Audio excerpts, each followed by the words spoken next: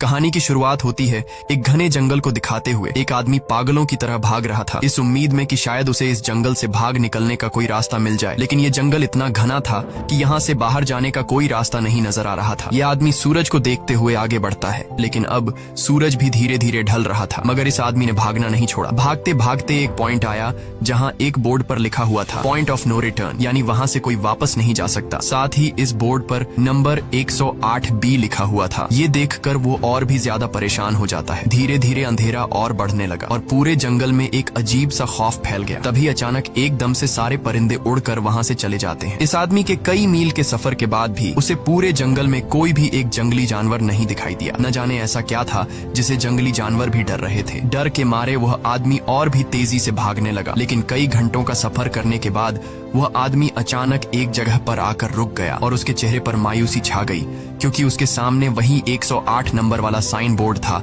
जिस पर लिखा हुआ था पॉइंट ऑफ नो रिटर्न। अब आदमी को समझ आया कि चाहे मैं जितना भी भागूं पर इस जंगल से निकल नहीं सकता, इसलिए अब वो वहाँ छुपने की जगह ढूंढने लगा। लेकिन वहाँ उसे छुपने के लिए कोई सेफ जगह नहीं मिली, इसीलिए अब वो पेड़ के ऊपर चढ़ जाता है। पर तभी उस पेड़ की टहनी टूट गई, जिससे वो आदमी काफी ऊंचाई से नीचे जमीन पर आ गिरा। पेड़ से गिरने के बाद वो बहुत ज्यादा जख्मी हो चुका था। उसे काफी गहरी चोटें आई। इससे पहले कि वो बेहोश हो जाता तभी अचानक जमीन हिलने लगी और अजीब सी गुराने की आवाजें आने लगी। वो आवाजें सुनकर आदमी के गले में सांसें अटक गईं। तभी अचानक कोई उसे खींच कर ले गया। खींचने वाला कौन था ये नहीं दिखाया गया, लेकिन हमें उस आदमी की दर्द भरी चीखें सुनाई दी गई। इस इंसिडेंट के 6 दिन बाद हमें शहर में मीना नाम की एक लड़की को दिखाया जाता है जो एक बर्ड शॉप में काम करती है। तभी उसका बॉस आता है और मीना को एक गोल्डन पैरट को शहर से दूर एक जू में डिलीवर करने का ऑर्डर देता है। मीना बॉस की बात को मानते हुए अब उस पैरट को डिलीवर करने जाती है। मीना गाड़ी में बैठकर अपने मोबाइल में उस जू का लोकेशन सेट कर लेती है और अपने सफर पर निकल पड़ती है। शहर से बाहर निकलने के बाद वो एक बोर्ड पर बहुत सारे लोगों के मिसिंग फोटोज देखती है, यानी वहाँ पर कई सारे लोग गायब हो चुके थे। लेकिन मीना उन पर ज्यादा ध्यान नहीं देती और आगे बढ़ने लगती है। आगे बढ़ते दौरान मीना शॉर्टकट लेते हुए जंगल के रास्ते से गुजरती है ताकि वो जल्दी से इस पैरट को जू तक डिलीवर कर दें। और वो पहुँच गई जंगल के बीचों बीच। ये वही जगह है जहाँ हम पहले एक आदमी को गायब होते देख चुके हैं। वहाँ आकर मीना बुरी तरह से फंस चुकी थी। वो अपने मोबाइल पर मैप देखती है, लेकिन वहाँ मोबाइल के सिग्नल नहीं आ रहे थे और उसके कार का रेडियो भी काम नहीं कर रहा था। मीना अब वहाँ से वापस निकलने लगी, लेकिन अब उसे वहाँ से बाहर निकलने का रास्ता समझ नहीं आ रहा था। थोड़ी देर बाद मीना की गाड़ी भी खराब हो गई। मीना गाड़ी से बाहर निकलती है और उसे सामने लगा हुआ वही पॉइंट ऑफ नो रिटर्न वाला बोर्ड दिखाई देता है। मीना को कुछ समझ नहीं आता, इसीलिए वो पैरट के पिंजरे को हाथ में लेकर आसपास मदद ढूंढने आगे चली जाती है, लेकिन वहाँ आसपास किसी भी मदद का नामो निशान तक नहीं था। उसके बाद वो वापस उस जगह पर लौट आती है जहाँ उसने अपनी गाड़ी खड़ी की थी, लेकिन वहाँ से उसकी गाड़ी गायब हो चुकी थी। ये देखकर वो बहुत ज्यादा परेशान हुई। उसे लगा कि शायद वो उस जगह पर नहीं आई है जहाँ उसकी गाड़ी खड़ी थी, बल्कि ये किसी दूसरी जगह पर आ गई है और उसकी गाड़ी कहीं दूसरी जगह में खड़ी है, क्योंकि इस जंगल का हर एक पॉइंट एक ही जैसा दिखाई दे रहा था। अब अंधेरा भी गहरा होता जा रहा था। एकदम से पहले की तरह ही सभी परिंदे इन पेड़ों से उड़ जाते हैं। मीना को अब डर लगने लगा था, क्योंकि जमीन भी जोर जोर से हिल रही थी। मीना को वहाँ आसपास किसी के होने का एहसास होता है। तभी अचानक मीना को दूर किसी का साया नजर आया। मीना भागते हुए उसके पीछे आई, पर उसे वहाँ कोई भी नहीं मिला। तभी अचानक मीना को एक बूढ़ी औरत भागते हुए दिखाई दी। मीना भी दौड़कर उसका पीछा करने लगी। वो उससे मदद मांग रही थी, लेकिन वो औरत रुकती नहीं, तेजी से भागती रहती है। एक बार फिर मीना इस बूढ़ी औरत का पीछा करती है। अचानक वो बूढ़ी औरत फिर से गायब हो गई। मीना जब उसे ढूंढते हुए और आगे बढ़ी तो उसे दूर जंगल में एक बड़ा सा कमरा दिखाई दिया। वो बूढ़ी औरत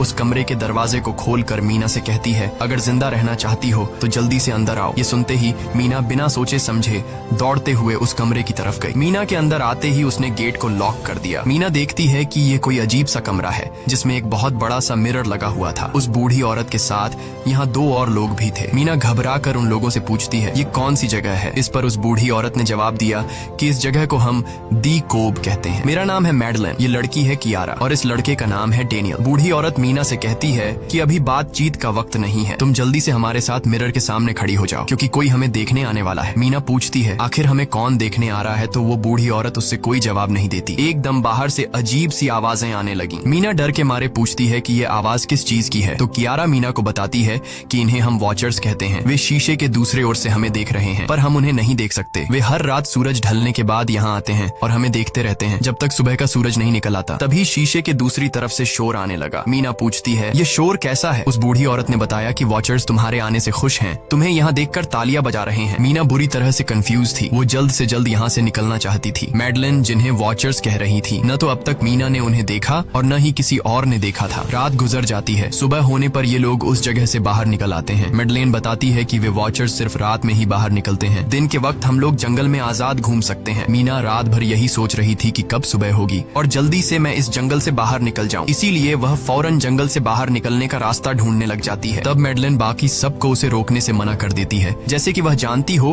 कि मीना इस जंगल से बाहर नहीं निकल सकती और वह जरूर वापस आएगी। बस मीना को जाते हुए मैडलिन बताती है कि तुम्हारा यह फैसला अच्छा नहीं है, इस जंगल से बाहर निकलने का कोई रास्ता नहीं है। रात होने से पहले हमें इस घर में वापस आना पड़ता है, अगर तुम लेट हो गई तो तुम अपनी जान से हाथ धो बैठोगी। मीना किसी की बात नहीं सुनती और अपने पैरट को लेते हुए तेजी से आगे बढ़ती है। थोड़ा सा आगे बढ़ने पर उसे वहीं पॉइंट ऑफ नो रिटर्न वाला साइन दिखाई देता है। उसे देखकर वो घबरा तो गई, लेकिन उसने हिम्मत नहीं हारी और सूरज को देखकर सूरज की डायरेक्शन में आगे बढ़ती रही, पर जंगल से निकलने में कामयाब नहीं हो सकी। आगे चलकर रास्ता ही खत्म हो गया। मीना ने देखा कि वो एक पहाड़ के टॉप पर खड़ी है, जहाँ से आगे दूर दूर तक जंगल के सिवा कुछ भी नहीं था। इसीलिए वो मायूस होकर नीचे बैठ जाती है। तभी अचानक उसके कंधे पर किसी ने हाथ रखा। वो डर गई और जब उसने पीछे मुड़कर देखा तो वो बूढ़ी औरत मैडलिन थी। यहाँ मैडलिन उसे हौसला देती है और कहती है कि सिर्फ तुम ही नहीं जिसने यहाँ से निकलने की कोशिश की और हार गई, हम भी तुम्हारी तरह ही हार कर यहाँ रुके हैं। यहाँ से बाहर निकलने का कोई रास्ता नहीं, चलो मैं तुम्हें कुछ दिखाती हूँ। मैडलिन मीना को जंगल की तरफ लेकर जाती है। मैडलिन मीना से कहती है, ये जंगल एक शिकारी है और हम सब उसका शिकार, अगर जिंदा रहना चाहती हो तो हमारे साथ ही रहो। मैडलिन उसे पॉइंट ऑफ नो रिटर्न वाले काफी सारे साइन बोर्ड दिखाती है, जो कि जंगल के चारों तरफ गोल घेरे में लगे थे और उनके बीच में था उनका कमरा। मैडलिन बताती है कि यह हमारे घर से आधे दिन के फासले पर लगे हैं, अगर इसे आगे गई तो वापस लौटना मुश्किल हो जाएगा, इसलिए कभी भी यह तुम्हें नजर आए तो तुम इन्हें इग्नोर मत करना। मीना पूछती है, ये सब किसने बनाया? तो वो जवाब देती है, ये एक प्रोफेसर ने बनाया है, लेकिन अब तक उसे किसी ने देखा नहीं है। अब रात हो जाती है, ये लोग वापस उस घर के अंदर आ जाते हैं। हर रात वॉचर्स उन्हें देखने के लिए आते थे। आज कियारा नामी लड़की उनके सामने डांस करती है और कहती है ये सब उन्हें पसंद है। ऐसा नहीं था कि इन चारों को हर रात वॉचर्स के सामने खड़ा ही रहना पड़ता था। ये लोग जो चाहते वह कर सकते थे, बस ये लोग उनकी तरफ अपनी कमर नहीं कर सकते थे। ऐसा करने पर वो लोग बहुत ज्यादा गुस्सा हो जाते थे। रात में तो उन्हें सिर्फ वॉचर्स का मसला था, लेकिन दिन में भी उन्हें बहुत मुश्किलों का सामना करना पड़ता था। ये लोग जंगल से हर रोज अपना पेट भरने के लिए कुछ न कुछ शिकार करके लाते थे, जिससे उनका गुजारा हो जाता। अगले दिन कियारा और मीना दोनों जंगल में शिकार करने जाती हैं। मीना कियारा से पूछती है कि आखिर ये वॉचर्स चाहते क्या हैं? कियारा बताती है, मुझे भी कुछ खास नहीं पता, लेकिन मैडलाइन कहती है कि ये वॉचर्स हमें देखते हैं, हमें ऑब्जर्व करते हैं, लेकिन अगर हमने वॉचर्स को देखा तो हम पागल हो जाएंगे, क्योंकि वॉचर्स बहुत ही खूंखार दिखते हैं। कियारा अब उसे एक गड्ढा दिखाती है और कहती है, ऐसे बहुत से गड्ढे इस जंगल में मौजूद हैं। दिन के वक्त सारे के सारे वॉचर्स उन गड्ढों में रहते हैं और रात में वो यहाँ से बाहर निकल आते। दिन के वक्त ये लोग इसलिए बाहर नहीं आ सकते क्योंकि सूरज की रोशनी उनकी स्किन जलाती है। कियारा मीना को बताती है कि वो 5 महीने पहले अपने पति के साथ इस जंगल में आई थी और तब से वो दोनों यहाँ फंसे हुए थे, पर आज से 6 दिन पहले मेरा पति जंगल में रास्ता ढूंढने निकला है। मुझे उम्मीद है कि वो जरूर वापस आएगा और हम सबको यहाँ से सेफली ले जाएगा। यहाँ हमें मालूम होता है कि असल में कियारा का हस्बैंड वही आदमी था जिससे हमने मूवी के स्टार्ट में देखा था, जिसे कोई यहाँ से खींच कर ले गया और अब वो मारा जा चुका है। इस तरह से बातें करते हुए ये दोनों कमरे के पास वापस लौट आए। यहाँ मैडलिन ने मीना को 3 रूल समझाती है जिंदा रहने के लिए। सबसे पहला ये कि वो रात के वक्त घर का दरवाजा नहीं खोलेगी। दूसरा, रात में वो आईने की तरफ अपनी कमर नहीं करेगी। और तीसरा ये कि दिन के वक्त वो उन गड्ढों के पास नहीं जाएगी और जितना हो सके रोशनी में रहेगी। जब तक तुम इन रूल्स को फॉलो करोगी तब तक तुम जिंदा रहोगी। लेकिन मीना को मैडलाइन की बातों पर बिल्कुल भी भरोसा नहीं होता। अब उस रात मीना इन वॉचर्स के बारे में जानना चाहती थी, इसीलिए वो शीशे के साथ कान लगाकर आवाजें सुनने की कोशिश करती है। जब उसे कुछ सुनाई नहीं देता तो मीना को मैडलिन की बताई गई वॉचर्स की बातें फेक लगने लगती हैं। इसलिए वह रूल्स को तोड़ते हुए अपनी कमर को शीशे की तरफ करके सो जाती है और ऐसा करने पर इन वॉचर्स को गुस्सा चढ़ जाता है। वो लोग जोर जोर से उस शीशे को मारने लग जाते हैं। शोर से मैडलाइन भी उठ जाती है और वह जल्दी से मीना को शीशे की तरफ खड़े रहने को कहती है और तब जाकर वो वॉचर्स का गुस्सा शांत होता है। यानी जब इंसान वॉचर्स को अपनी पीठ दिखाते हैं तो वह उसे खुद की इंसल्ट मानने लगते हैं। ये रात भी गुजर जाती है और अगले दिन मीना डेनियल के साथ शिकार पर निकलती है। वो डेनियल से पूछती है, क्या आज तक तुमने किसी वॉचर को देखा है? जिस पर डेनियल ने जवाब दिया कि मैंने भी आज तक वॉचर्स को नहीं देखा और जो भी वॉचर्स को देखता है वो जिंदा नहीं बच पाता। तब मीना डेनियल को समझाती है कि मुझे लगता है कि ये सब मैडलाइन की बनाई हुई कहानियां हैं जिसके अंदर वो हमें फंसा रही है। हमें जरूर उन गड्ढों को जाकर चेक करना चाहिए, शायद हमें यहाँ से बाहर जाने का कोई रास्ता मिल जाए। डेनियल भी यहाँ रहकर बहुत ज्यादा तंग हो चुका था और वो भी किसी तरह से रास्ता ढूंढकर इस जंगल से भाग निकलना चाहता था, इसलिए वो मीना की बात मान लेता है और वो दोनों गड्ढे के पास पहुंच जाते हैं। अब मीना अपने आप को रस्सी से बांधकर इस गड्ढे के अंदर उतरती है। रस्सी का दूसरा सिरा डेनियल ने पकड़ा हुआ था ताकि अगर मीना को कुछ भी हो वो जल्दी से मीना को बाहर की तरफ खींच ले। मीना नीचे गड्ढे में पहुंच जाती है जहां उसे बहुत सारा इंसानों का सामान मिलता है। मीना उस सामान को इकट्ठा कर लेती है। ये सारा सामान उन लोगों का था जो जंगल में वॉचर्स के शिकार हो चुके थे। डेनियल रस्सी के सहारे कैमरा, साइकिल और जरूरत का सारा सामान को बाहर ले आता है। मीना अब नीचे इंतजार करती है कि डेनियल कब रस्सी नीचे फेंकेगा और मैं ऊपर चली जाऊंगी। और इससे पहले कि मीना उस गड्ढे से बाहर निकल पाती, उसे गड्ढे के अंदर किसी के आने की हलचल सुनाई देती है। मीना जल्दी से डेनियल को रस्सी नीचे फेंकने की आवाज देने लगती है, लेकिन तभी मीना को पकड़ने के लिए एक वॉचर का हाथ बढ़ने लगता है। पर मीना धूप में खड़ी थी, इसलिए जब उस वॉचर के हाथ पर सूरज की रोशनी पड़ी तो उसका हाथ जलने लगा। इतने में डेनियल ने नीचे मीना के पास रस्सी फेंकी और मीना फौरन जल्दी से बाहर निकल आई। मीना पूरी तरह से डर गई थी। ये लोग उस सारे सामान को लेकर अपनी सेफ हाउस में आ गए, जहाँ मैडलिन ने उससे पूछा, ये सामान तुम्हें कहाँ से मिला? ये लोग झूठ बोल देते हैं कि ये सामान उन्हें इस जंगल से मिला। मैडलिन को इस जंगल में रहते हुए बहुत अरसा गुजर चुका था। वो जानती थी कि ये सामान उसे जंगल से नहीं बल्कि एक गड्ढे से मिला होगा। वो मीना से पूछती है, बताओ तुमने गड्ढे के अंदर क्या देखा? लेकिन मीना उसे कुछ नहीं बताती। ये लोग बहुत खुश थे कि आज रात ये लोग वॉचर्स को देख पाएंगे, क्योंकि मीना को गड्ढे के अंदर एक कैमरा मिला था। डेनियल किसी तरह जुगाड़ करके उस कैमरा को टीवी के साथ अटैच कर लेता है ताकि ये लोग भी टीवी पर वॉचर्स को देख पाए। मैडलिन बार बार उन्हें समझाती है कि ये तुम लोग गलत कर रहे हो, लेकिन ये दोनों उसकी एक बात भी नहीं सुनते। आज रात ये लोग वॉचर्स के इंतजार में बैठे थे ताकि उन्हें वो देख पाए, लेकिन काफी रात होने के बावजूद भी आज कोई वॉचर उन्हें देखने नहीं आया और अब कुछ देर बाद उनके साथ कुछ अजीब सा होने वाला था। ये लोग बातचीत में मसरूफ थे कि तभी उनका दरवाजा खटखटाया जाता है, यानी दरवाजे पर किसी ने दस्तक दी। उन्होंने जल्दी से टीवी की तरफ देखा तो वहाँ उन्हें इंसानी टांगे दिखाई दे रही थीं। बाहर जो कोई भी था वो कियारा के हस्बैंड की आवाज में बात कर रहा था और वो जल्दी से दरवाजा खोलने को कह रहा था। कियारा को लगा कि जरूर उसका हस्बैंड यहाँ से बाहर निकलने का रास्ता ढूंढ आया है। वो जल्दी से उठकर दरवाजा खोलने के लिए जाती है, लेकिन मैडलिन बीच में आकर दरवाजा खोलने नहीं देती। वो कहती है कि मैं जानती हूँ बाहर तुम्हारा हस्बैंड नहीं है, क्योंकि मैडलिन जानती थी कि रात के इस अंधेरे में कोई भी इंसान इस कमरे तक नहीं पहुंच सकता। लेकिन कियारा को मैडलिन की बातों पर यकीन नहीं होता और वो दरवाजा खोलने की कोशिश करती है, जिसके बाद मैडलिन कियारा से कहती है कि वो तुम्हें फंसा रहा है, तुम उसका इम्तिहान ले लो, तुम उसे कोई ऐसी बात पूछो जिसके बारे में सिर्फ तुम या तुम्हारा हस्बैंड जानता हो। कियारा बाहर खड़े हुए इंसान से एक किताब के बारे में सवाल करती है जिसके बारे में उसे पता होना चाहिए था, लेकिन जब बाहर खड़ा हुआ इंसान कोई जवाब नहीं देता तो ये समझ जाते हैं कि ये वॉचर ही है। ये लोग जब दरवाजा नहीं खोलते तो वॉचर उनके बाहर लगाए हुए कैमरा को तोड़ देता है और यहाँ हमें एक बात पता चलती है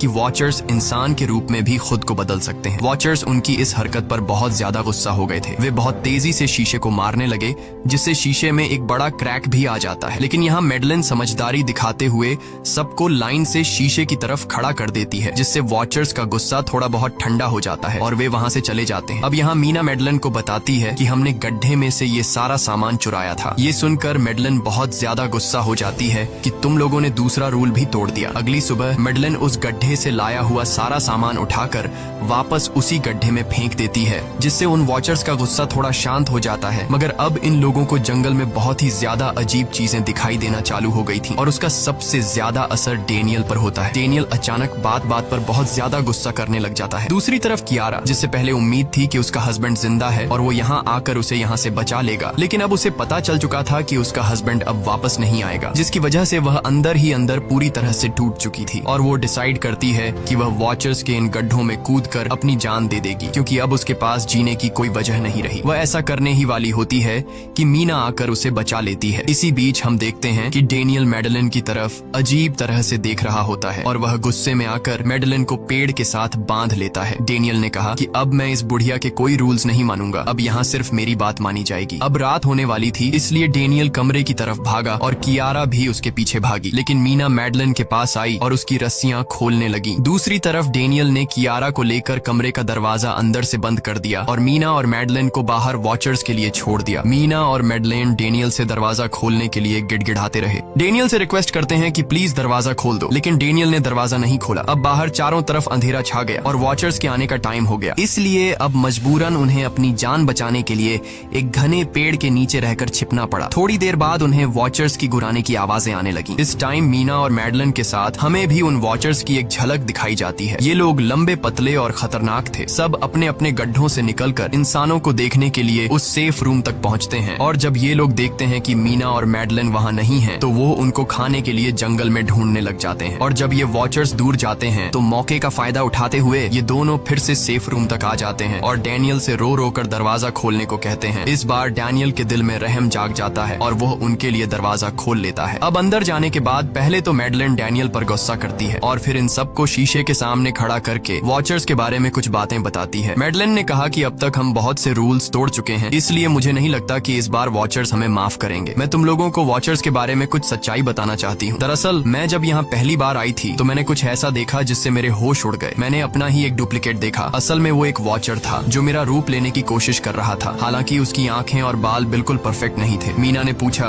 कि आखिर ये वॉचर्स हैं क्या चीज, जिस पर मैडलिन ने जवाब दिया कि ये सारे क्रीचर्स फेरीज हैं जो किसी जमाने में इंसानों के साथ मिलकर रहते थे। फेरीज पंखों वाले एक जादुई जीव थे, लेकिन वक्त गुजरने के साथ इंसानों को फेरीज की शक्तियों से डर लगने लगा, इसीलिए इंसानों ने फेरीज को खत्म करने का सोचा। इंसानों की तादाद ज्यादा थी, इसलिए फेरीज इंसानों का मुकाबला नहीं कर पाए। इंसानों ने इन फेरीज को जंगल में एक बहुत बड़े गड्ढे के अंदर कैद कर लिया और उन्हें श्राप से हमेशा हमेशा के लिए इस गड्ढे में बंद कर दिया। उसके बाद फेरीज कई 100 सालों तक उस गड्ढे में कैद रहे, लेकिन फिर वक्त के साथ उन्होंने जमीन के अंदर खुदाई करके निकलने के रास्ते बना लिए। आज वही फेरीज वॉचर्स के रूप में गड्ढों से निकलकर हमारे सामने आते हैं। हालांकि कई 100 सालों तक जमीन के अंदर रहने की वजह से उन्होंने अपने पंख और जादुई शक्तियां खो दी और साथ ही उन्हें सूरज की रोशनी से तकलीफ होने लगी, लेकिन अब भी उनमें रूप बदलने की शक्ति है। इस पर डैनियल ने मैडलिन से पूछा कि ये वॉचर्स हमसे क्या चाहते हैं और ये हर रात हमें देखते क्यों हैं, जिस पर मैडलिन ने बताया कि ये वॉचर्स एक बार फिर से जंगल से निकलकर इंसानों के बीच रहना चाहते हैं, लेकिन अपने असली रूप में ये इंसानों के बीच नहीं रह सकते। इसीलिए उन्होंने हमें यहाँ रखा हुआ है ताकि हमें देखकर हमारा रूप ले सकें और हमसे आज के दौर के तौर तरीके सीखकर इंसानों के बीच रह सकें। मैडलिन ये सब बातें बता ही रही थी कि अचानक सभी वॉचर्स वापस लौट आए और जब वॉचर्स को पता चलता है कि मैडलिन और मीना वापस अपने कमरे में आ गए हैं तो वो सब गुस्से से भड़क उठे और दरवाजा तोड़ने की कोशिश करने लगे। इन चारों ने टेबल को खींचकर दरवाजे के सामने रख दिया ताकि दरवाजा वॉचर्स तोड़ न सके, लेकिन वॉचर्स की ताकत काफी ज्यादा थी और इन चारों को पता चल चुका था कि जल्द ही वॉचर्स अंदर आ जाएंगे और उन्हें मौत अपनी आंखों के सामने दिखाई दे रही थी। तभी उन्होंने देखा कि टेबल को घसीटकर दरवाजे तक ले जाने की वजह से कारपेट पलट गई है। जब उन्होंने कारपेट हटाया तो उन्हें नीचे एक बड़ा लोहे का गेट नजर आया। उन्होंने जल्दी से गेट खोला तो उन्हें पता लगा कि नीचे एक बहुत बड़ा बंकर है। ये लोग जल्दी से उस बंकर के अंदर घुस गए और ऊपर से लोहे का गेट बंद कर दिया। ये लोग इस बात को लेकर परेशान थे कि ये बंकर यहाँ पर मौजूद था और इन लोगों को पता भी नहीं चला। इस बंकर के नीचे बहुत फैसिलिटीज थी, हजारों दिन का खाना, एक कंप्यूटर और भी बहुत सारा जरूरत का सामान रखा था। मीना जानना चाहती थी कि आखिर ये जगह किसने बनाई, इसीलिए वो उस कंप्यूटर को ऑन कर लेती है। उस कंप्यूटर में बहुत सारा डेटा सेफ था, जिसे खोलने पर उन्हें पता चलता है कि ये सारी जगह प्रोफेसर मार्टिन ने बनाई थी। असल में प्रोफेसर को इन क्रीचर्स के बारे में पता था। वो इन वॉचर्स पर रिसर्च करना चाहता था, इसीलिए उसने ये बंकर बनाया था। पैसों का लालच देकर वो दूसरे इंसानों को काम के लिए यहाँ लेकर आता था और रात के वक्त मजदूरों को ऊपर कमरे में छोड़कर खुद यहाँ आकर छुप जाता था और वो वॉचर्स फिर उन इंसानों को खा जाया करते थे। अगली वीडियो में डॉक्टर मार्टिन बताते हैं कि उनकी रिसर्च के दौरान उन्हें एक सबसे अलग फेरी मिली जो रोशनी में भी उन गड्ढों से बाहर आ सकती थी। डॉक्टर बताता है कि उस वॉचर ने एक बच्ची का बिल्कुल परफेक्ट रूप ले लिया था जिसे कोई पहचान नहीं सकता था। वो बहुत अच्छी थी, उसने डॉक्टर मार्टिन को मारा नहीं। डॉक्टर मार्टिन उसे यहाँ ले आया। तभी प्रोफेसर ने कैमरा को दूसरी तरफ मोड़ा। तब उन्होंने देखा कि प्रोफेसर ने उस छोटी सी बच्ची के रूप में आए वो क्रीचर को पिंजरे में कैद कर लिया है। पता नहीं डॉक्टर उसके साथ कौन सा एक्सपेरिमेंट करने वाला था। उस कंप्यूटर में बहुत सी वीडियोस थी और हर वीडियो में कुछ न कुछ बताया हुआ था। मीना बस ये जानना चाहती थी कि आखिर में क्या हुआ, इसीलिए वो सबसे आखिरी वीडियो प्ले करती है जिसमें वह देखती है कि प्रोफेसर खुद को और उस फेरी को मारने वाले हैं। मरने से पहले वह इस जंगल में फंसे हुए लोगों के लिए यहाँ से निकलने का रास्ता बता देता है और कहता है कि शाम में जिस डायरेक्शन में परिंदे भागते हैं उस डायरेक्शन में भागने से वे लोग इस जंगल से निकल सकते हैं। उसने इस रिकॉर्डिंग मैसेज में कहा था कि अगर कोई इस जंगल से निकलने में कामयाब हो गया तो यूनिवर्सिटी में जाकर मेरी सारी रिसर्च तबाह कर देना। मैंने यहाँ आकर बहुत बड़ी गलती कर दी। उसके बाद प्रोफेसर ऊपर चले गए और फिर 2 गोलियों की आवाज आई, जिससे उन्हें समझ आया कि प्रोफेसर ने पहले उस फेरी को मारा और फिर खुद को गोली मार दी। आज रात ये चारों बहुत खुश थे क्योंकि उन्हें इस जंगल से जान छुड़ाने का रास्ता मिल गया था। अगली सुबह सभी लोग अब बंकर से बाहर निकलते हैं तो देखते हैं कि उनका सेफ हाउस उन वॉचर्स ने पूरी तरह तबाह कर दिया है और आज के दिन उन्हें लाजमी इस जंगल से निकलना होगा, वरना ये लोग मारे जाएंगे क्योंकि रात को अब उनके पास छिपने के लिए कमरा भी नहीं बचा था। ये लोग अब यहाँ जंगल से निकलने के रास्ते में बढ़ने लगते हैं। वो परिंदे जिनके बारे में प्रोफेसर बता रहे थे वे तो शाम को उड़ने वाले थे, लेकिन उन्हें शाम होने से पहले जंगल से बाहर निकलना था। इसलिए मीना अपने पास मौजूद पैरट को आजाद कर देती है। जिस डायरेक्शन में वह उड़ता है उसी डायरेक्शन में ये लोग चलने लग जाते हैं। चलते हुए रास्ते में ही उन्हें एक कब्र मिली। मैडलिन उस कब्र को देखकर बताती है कि एक वक्त था जब ये लोग इंसानों के साथ रहते थे, लेकिन इंसानों ने उनके साथ बहुत बुरा किया, धोखा किया और उन्हें यहाँ जंगलों में फंसाकर खुद चले गए। कई घंटे सफर करने के बाद ये लोग एक नदी के पास पहुंच गए। वहाँ उन्हें प्रोफेसर का एक बोट मिला, जिसको देखकर ये लोग बहुत खुश हुए, लेकिन उनकी खुशी अब कुछ ही देर की मेहमान थी क्योंकि अब अंधेरा हो चुका था और वॉचर्स के आने का वक्त हो गया था। उससे पहले कि ये लोग डॉक्टर मार्टिन की बोट में बैठकर यहाँ से दूर चले जाते, तभी उन्हें पीछे से किसी की आवाज आई। जब उन्होंने पीछे मुड़कर देखा तो वो कियारा का हस्बैंड था जो मदद के लिए चिल्ला रहा था। वो बहुत ही जख्मी हालत में था। बाकी सब बोट में बैठ चुके थे, इसलिए डेनियल अकेला उसकी मदद के लिए गया। डेनियल कियारा के हस्बैंड को खींचकर बोट की तरफ लाने लगा, लेकिन तभी ये लोग बोट से देखते हैं कि डेनियल जिसकी मदद करने गया वह कोई इंसान नहीं बल्कि एक वॉचर है, जिसने उनके सामने ही डेनियल का रूप ले लिया। वो लोग कुछ भी नहीं कर पा रहे थे। अब उस वॉचर ने डेनियल को मार दिया। उन्हें इस बात का पता था कि वॉचर्स इस नदी को पार नहीं कर सकते हैं और फाइनली ये लोग खुद इस नदी को पार करके शहर तक पहुंच जाते हैं। और कहानी में असल ट्विस्ट इसके बाद आया। शहर पहुंचने के बाद ये तीनों अलग अलग रास्तों पर चले गए और कुछ दिनों बाद अब मीना जल्दी से डॉक्टर मार्टिन के कहने के मुताबिक उनके यूनिवर्सिटी में उनका सारा डेटा खत्म करने के लिए आई। उससे पहले कि वह उनका रिसर्च डेटा डिलीट कर देती, तभी उससे वहाँ एक टेप रिकॉर्डर मिला और उस टेप रिकॉर्डर से मीना को एक नया राज मालूम हुआ। जब हजारों साल पहले इंसान और फेरीज एक साथ रहते थे तो तब उनकी शादी भी हुआ करती थी। इंसान और फेरी के मिलन से जो बच्चे पैदा होते थे उनमें इंसान और फेरी दोनों के गुण होते थे। उन्हें हाफलिंग्स कहा जाता था। उन हाफलिंग्स में एक खासियत थी कि वे रूप बदलने में इतने माहिर होते थे कि वे किसी मरे हुए इंसान का रूप भी बदल सकते थे। प्रोफेसर का मानना था कि जब इंसानों ने फेरीज को जंगल के अंदर गढ़ों में कैद कर लिया था तब हाफलिंग इंसानों के बीच अपना रूप बदलकर चुपके से रहने लगे और वो आज भी किसी न किसी रूप में इंसानों के बीच मौजूद है। मीना जब प्रोफेसर के ऑफिस में आई और वहाँ पर जांचबीन करने लगी तो वहाँ उसके हाथ कुछ ऐसी तस्वीरें लगी जिसने उसके होश उड़ा दिए। उसने देखा कि तस्वीर में जो प्रोफेसर के साथ लेडी खड़ी है वो कोई और नहीं बल्कि मैडलिन है और असल में मैडलिन प्रोफेसर की वाइफ है। वो कंफ्यूज हो जाती है कि मैडलिन ने उसे यह बातें क्यों नहीं बताई। इस भारी कंफ्यूजन को शेयर करने के लिए वो कियारा के पास आती है और उसे बताती है कि जिस मैडलिन से हम जंगल में मिले थे वो असल में प्रोफेसर मार्टिन की वाइफ है, लेकिन उसने हमें यह सच्चाई इसलिए नहीं बताई क्योंकि वो खुद एक इंसान नहीं बल्कि एक रूप बदलने वाली फेरी थी। मैंने जब रिसर्च किया तो मुझे पता चला कि काफी साल पहले प्रोफेसर की वाइफ मैडलिन कैंसर की वजह से मर गई थी। ये सुनकर कियारा कहती है कि फिर वो मैडलिन कौन थी जो इतने समय से हमारे साथ थी। इस पर मीना कहती है मुझे सब समझ आ रहा है। दरअसल प्रोफेसर अपनी वाइफ के मरने से बहुत दुखी थे और उसे हर हाल में वापस पाना चाहते थे और जब प्रोफेसर को इन रूप बदलने वाली फेरीज के बारे में पता चला तो प्रोफेसर ने उस रूप बदलने वाली फेरी को पिंजरे में कैद किया जो एक बच्ची का परफेक्ट रूप लेकर उनके पास आई थी। प्रोफेसर ने अपनी वाइफ की फोटो दिखाते हुए उस फेरी को अपनी वाइफ मैडलिन जैसा बना दिया क्योंकि वो फेरी बाकी फेरीज से अलग थी। वो दिन में भी बाहर आ सकती थी। मीना ने कहा कि मैंने मैडलिन को यहाँ बुला लिया है, हमें किसी तरह से करके उसे वापस जंगल भेजना होगा। तभी एक कार वहाँ आकर रुकी। जब उस कार से जो इंसान उतरा उसे देखकर मीना के गले में सांस अटक गई। वो कियारा थी, यानी कि अब तक जो मीना के साथ थी वो मैडलिन थी। उसने कियारा का रूप ले रखा था। कियारा जैसे ही घर के अंदर आई तभी मैडलिन ने कियारा के हस्बैंड के रूप में बदलकर उसे बेहोश कर दिया। मीना ने मैडलिन से कहा आखिर तुम चाहती क्या हो, जिस पर मैडलिन गुस्से में आकर कहा मैं फेरीज की सबसे अलग मखलूक हूँ। मेरे सभी साथी बचपन से मुझे चिढ़ाते थे। वो मुझे अपने साथ नहीं रहने देते क्योंकि मैं सबसे अलग थी। मैं उस जंगल में अकेली पड़ चुकी थी और मैं उस जंगल से निकलकर बाहर लोगों के साथ मिलकर रहना चाहती थी। फिर एक दिन प्रोफेसर उस जंगल में आया।